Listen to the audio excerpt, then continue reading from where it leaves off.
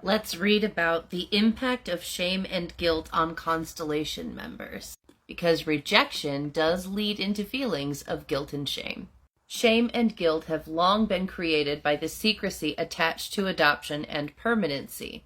Secrecy has been used as an element of control over constellation members in the name of privacy. Society has promoted secrecy in adoption and permanency as evidenced by the following.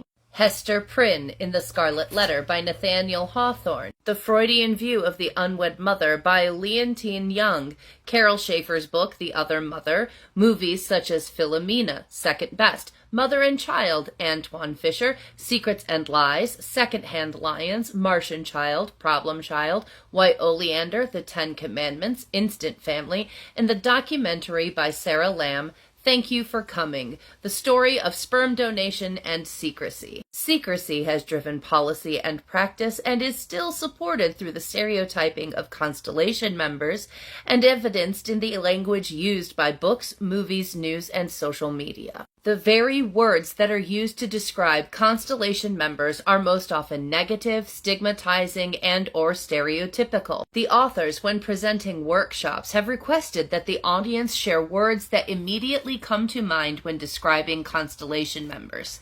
Some of the responses are included below, and we invite you to think about the terms that come into your mind as you review the stigmatizing stereotypes. Children in foster care. Damaged, older, dark-skinned, angry, abused, substance-affected. These very same children are seen differently once the adoption is finalized and almost by magic become different children. Lucky, grateful, good, and smart. Foster parents. Money-hungry, heroic, babysitters, too many children, underpaid and overworked, poor, crazy for working with the child welfare system and courts and having their family invaded by outsiders. These very same foster parents are viewed positively if they adopt the children in their care. Birth parents who voluntarily relinquish their child, young, in school, got caught, smart, white, middle class or above, female. Birth fathers, uncaring, sperm donor, philanderer, addict, gang member, threat. Birth parents whose rights were terminated, addicts, poor, abusers, mentally ill, uncaring, poorly educated, homeless, promiscuous, undependable. Adoptive parents who adopt through voluntary relinquishment, rich, religious, educated, professionals, infertile, perfect parents. Adoptive parents who adopt through the foster care system, low or middle socioeconomic class, minority background, good-hearted, heroic, includes more diversity such as single parents, LGBTQ parents, older parents, parents with previous parenting experience. Parents who adopt internationally, wealthy, well-educated, wanting to escape dealing with the birth or first family, resourceful, heroic. All of these words and phrases are occasionally true, but most often limit the truth and disallow for the uniqueness of each individual constellation member. Labels and stereotypes that are repeated over and over again can be internalized and impossible to live up to, such as a saint, or live down, such as abusive. Stereotypes only reveal a fragment of a person's story and often distort the story. They create barriers to communication and limit empathy, individuality, and the complexity of the individual roles that the constellation members play. They create shame or guilt, which increases secrecy. Present laws, policies, and practices continue to support the secrecy that leads to the shame and guilt that constellation members may experience. Secrets held in family systems can impede attachments, rob individuals of important facts that allow them to form a cohesive identity, and may negatively impact a person's self-worth. Secrets held by a community or the larger society deny people access to the truth.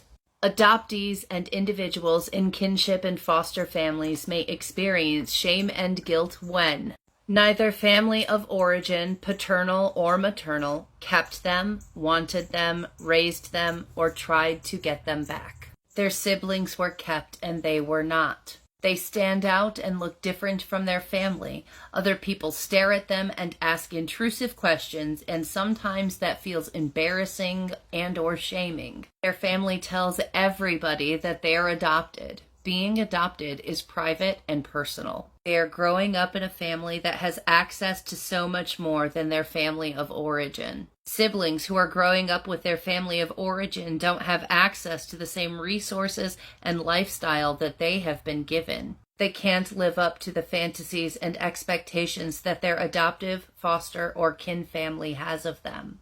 They think they might have been a mistake and maybe shouldn't be alive. Nobody will tell them the truth about their beginnings because they believe the truth is that there is something wrong with them and all of this is their fault. Having experienced early abuse, neglect, or trauma, and they feel as if it was their fault. They told the truth about the abuse and neglect in their family that caused the separation from their family. Their siblings are mad or upset with them because they told outsiders what was happening in the family. They believe it is their fault that their siblings are in foster care or adopted. They should have done something to change the circumstances. They do not feel gratitude or very lucky for being adopted or in foster care. They experience divided loyalties, guilt and shame for loving their birth family and their new family at the same time. They know that either family will be upset with them for loving or caring about the other family. They ask their parents questions that make them feel uncomfortable, sad, or angry. They want to put their own interests and curiosities first, which could make them uncomfortable. They are curious about so much, but their shame and guilt inhibit them asking questions. They hear the words illegitimacy, bastard, or mistake in connection to their story. Their family is so different from other families. Their family is non-traditional, LGBTQ, biracial, multi-ethnic, single, kinship, foster, and so on. They are embarrassed when friends ask them why their family looks so different, or why parents are so old, or why they have two dads. Their actions, behaviors, and needs that come from their early life experiences cause problems in their family, neighborhood, and school. They no longer have the culture or language from the country of their origin. They can't communicate with the people they look like. They hurt their body because they experience self-loathing from their early physical, emotional, or sexual abuse and neglect. Their body is bad and they hate their body. They don't want anyone touching their body and they do things to hurt and punish their body. Their extended family, birth or adoptive, does not see them as a real relative. Their birth family chooses to disconnect from an open adoption. There are members of their family of origin as well as their present family that they do not look like or trust. They were never claimed permanently by any family and face emancipation without any home or family to connect to for birthdays, holidays, or during a crisis. What is it about them that makes them so unlovable? And we'll close with this story. Juan was adopted by a Caucasian family at an early age and grew up not speaking Spanish, although a part of his heritage was Mexican, and that is how he presented to the world. An incident occurred in a parking lot when he was 14 years old. He experienced both shame and guilt accompanied with high anxiety when a Spanish-speaking woman who was in great distress locked eyes with him and he realized that she was coming to him for help. He was ashamed of his inability to communicate. He realized in that moment that the reason the woman was reaching out to him was that he looked more like her than he did his adoptive mother, who was standing by his side. The woman could have been a relative, but he could not communicate with her.